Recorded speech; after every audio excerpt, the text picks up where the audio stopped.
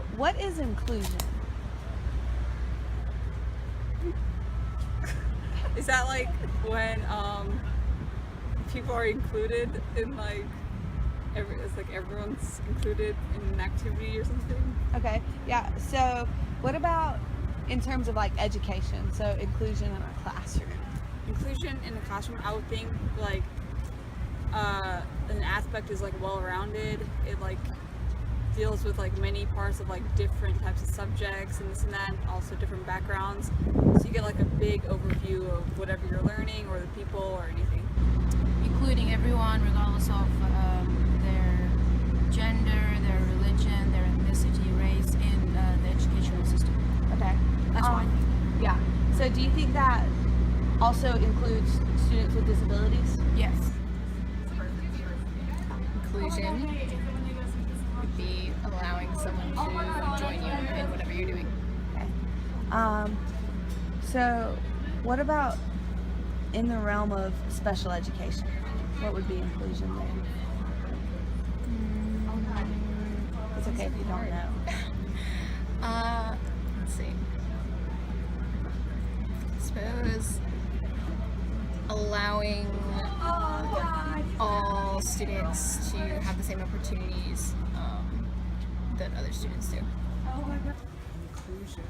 I guess it's when no one feels left out. Kind of go out of your way to make sure that if you're in a group or doing some kind of activity, everyone's involved. Okay. So how do you think that would relate to inclusion in like a K through 12 classroom with students with disabilities? I guess it's not singling them out and just trying to include them as much as you can in what the rest of the kids are doing. So if the rest of the kids are playing some game, making sure they're in the game and not just off in the corner. I guess just not assuming they won't be able to do it right away and trying to incorporate them in the group, and then if they need help, helping them out. What is inclusion? Inclusion. Is that when you like include people like so nobody feels left out?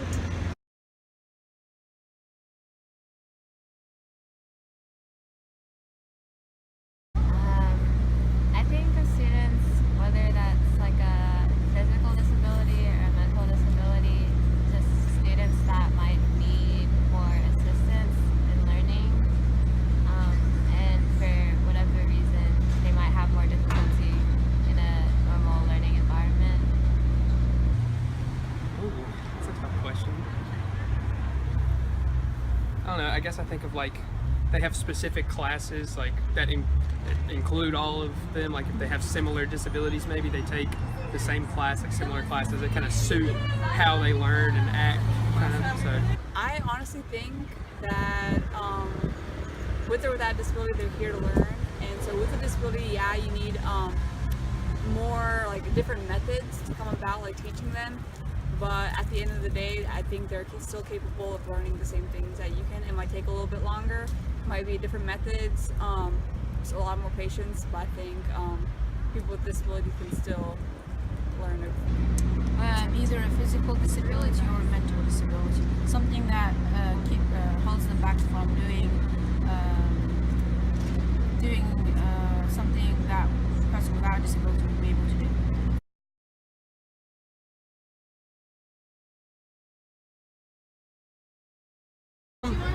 I would say not all the time, because I don't think that would be like I just don't think that would be fair to them or to the class itself. So maybe in like certain scenarios or situations like that would be okay, but I don't think all the time would be fair to anybody. I don't think. Oh yeah, I think probably the least effective thing we could do for students with disabilities is to like exclude them from things. That just doesn't make sense. I think that it's unique to every person's situation. So like certain people can handle being included in like learning environments with everyone else, but then other people they can't. So in the sense that they can, like I feel like yeah, they should definitely be included because I mean, you know, if they can handle the same rigor that goes along, you know, in classrooms with everyone else, then hey, yeah, do it.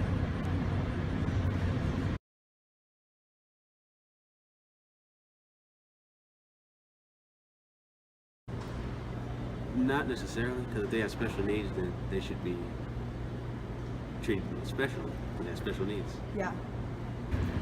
I think some of the upsides would be just kind of almost like a positive peer pressure, like people around me understand this, and their classmates could also help them understand it too. But I think a downside could be the material might be taught in a way that their brain's just not wired to handle. So that's I don't know, probably have some give and take there.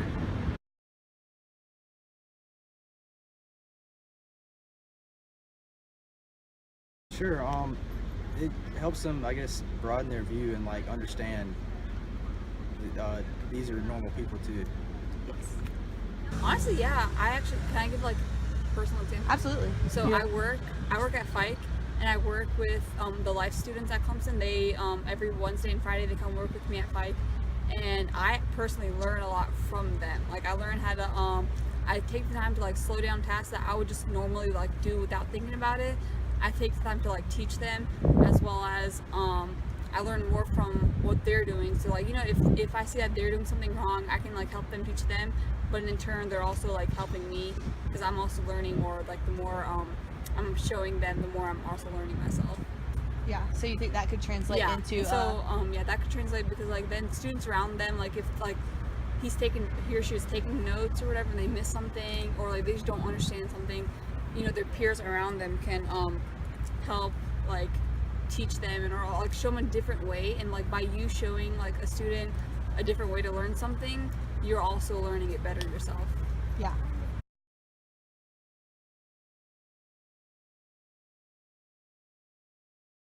I guess that like depend on the teacher a lot, how much the teacher is willing to work with them, because I think if they are like, say they have a big mental disability, obviously they can't learn at the same level as those students, so they would have to give them additional instruction and help them out. But if the teacher is just really like, I want them to be on the same page, I want them to get this, blah blah blah, and then just like kind of throwing them in and rushing them through the process, then I think that could for sure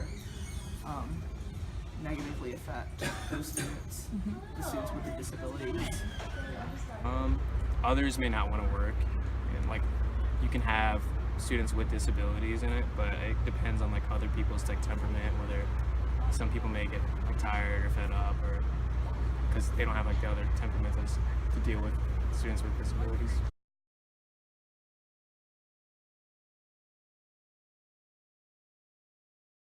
I mean, as long as they're following along, I think that's fine. I guess a counter argument to inclusivity would be that students that are general education students might feel like they're not getting as far ahead as they could be. I know that we saw that like in my high school, particularly, not even with like students with disabilities, but just students on different tracks. So I could see how that would be like even more.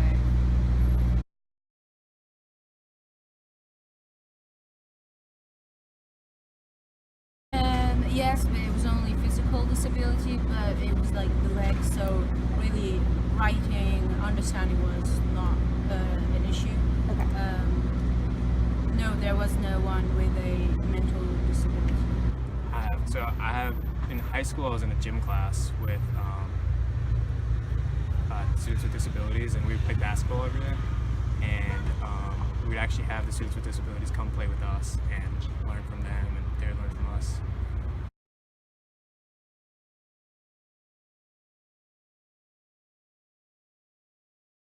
Yeah, absolutely. Because all 4 years of high school, I helped out with Special Olympics. Became really good friends with the special ed class, the EC class. They were good people, kind hearts. Really enjoyed getting to know them and kind of getting to learn more about the students with disabilities. That way, I wasn't ignorant and stereotyped those kind of people, and I wasn't for lack of a better word, afraid maybe to approach those types of people and work with them. So it's kind of nice, walking down the hallway, you see one of them, and if you don't know a lot about them or you don't know a lot about the disability, you might be kind of hesitant to speak to them or something like that. But it was never like that. I got to know them and I got to talk to them and greet them and get to know them on a human level, and that was really great. I really enjoyed that. Yeah, for sure. I mean, I've never really spent any time around students with disabilities, so like, I don't know anything about it. Yeah.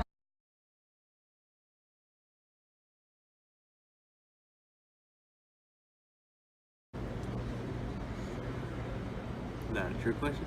No.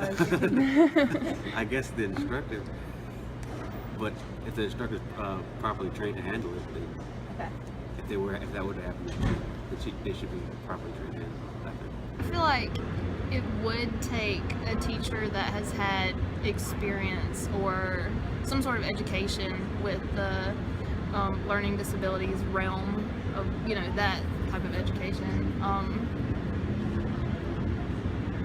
I guess like my personal experience, I feel like it does take like a special person to, I guess, know how to interact with sometimes, or, know how to include sometimes, 'cause I feel like all of us, kind of have this weird, like I know I struggle sometimes with knowing how to communicate with them, but I know people that can communicate with anybody and everybody, and it's just great because, that's their gift, that's what they're for. So I feel like it would take a teacher to know what they were doing with special needs people.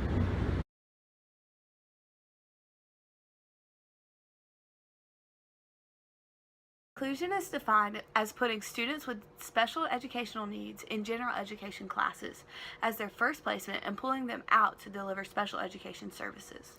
Inclusion meets a requirement set forth by the Individuals with Disabilities Education Act pertaining to the least restrictive environment. A least restrictive environment essentially means that students with disabilities are educated with their non-disabled peers as often as possible.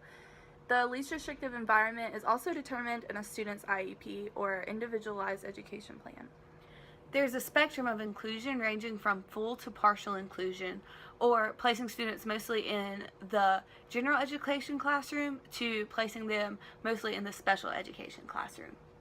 With the exception of students with physical disabilities, all of the first-hand experiences with inclusion that we heard from the people we interviewed were examples of partial inclusion, mainly in the form of having related arts classes like physical education with their peers with disabilities. People towed the line between inclusion and mainstreaming by focusing too heavily on the partial side of the spectrum, and the beliefs they shared tended to line up more with the pull-out method of mainstreaming as opposed to the push-in method of inclusion. And even when full inclusion was explained to them in detail, people couldn't seem to grasp its concept. Based on their educational experiences, specifically those from kindergarten to 12th grade, it just didn't seem like a viable option. Inclusion just didn't seem like something that would work. The responses told us that most people are not familiar with inclusion because of the lack of implementation in their schools. Due to inclusion's lack of implementation, students are often separated from their peers with disabilities, and this separation then creates a stigma that causes general education students to view special education students as more different from themselves than they actually are. This stigma causes general education students to overestimate the negative impact that inclusion may have on them and underestimate the positive impact that it could academically have on their peers in special education. There was, however, an overwhelmingly positive response on the impacts inclusion could have on students socially. Most people agreed that it would impact both general education students and special education students in a positive way in learning how to interact with each other. Overall, we believe that in order for people to be more enthusiastic about inclusion, it needs to be implemented more throughout the public school system so that a larger demographic of people can have a positive first-hand experience with the instructional method.